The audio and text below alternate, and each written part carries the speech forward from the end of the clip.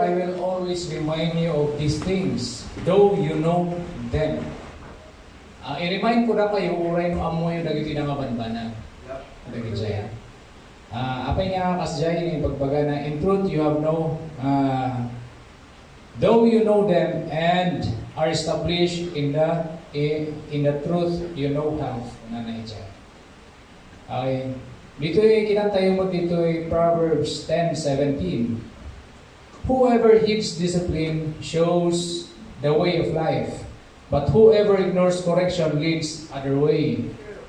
Jay. Malagi po naman minsan na kami nga agsusuro. Kanay po may example lagi estudyante. Ngano adati hangag dengeg kan adati ang drop, adati ang absent. Kanayon mo nga bagbagaan na gito eh. Kanayon mo nga ikat ti advices na tap may tuloy na mag-eskwela. Kat anya iti relation na ito'y panagkomunyon tayo. Kaya niya po Diyos nga maparemind tayo mat kaslay dyan mga mangyayari tisular. Anya?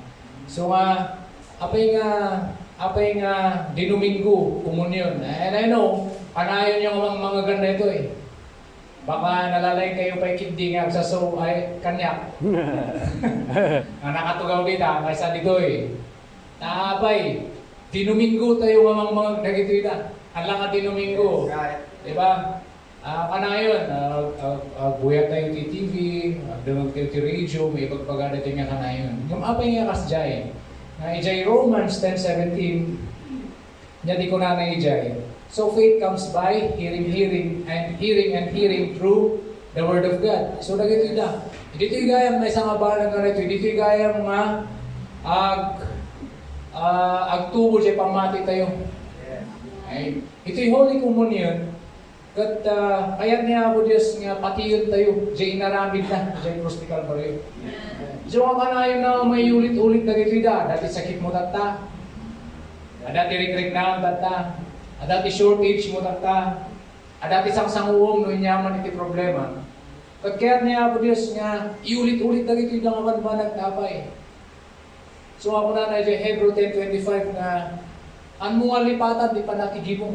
Kapigsakan na ditong kalmay sa. Right. Diba? So dagiti natin banbanag ay susuro ni Apolos kanya tayo partaking of Holy Communion. Kat ibagak man dito may sada ito yung pinatik idi. So since 2001 amo yung siya may kat may isang biktima iti ayat iti bakabusor nga dadaulan ito nga bagi. Okay. Kaya nakakadadaulan ito nga bagi. Nga di mano lang iti time mga kaya nga ulusan di bagi.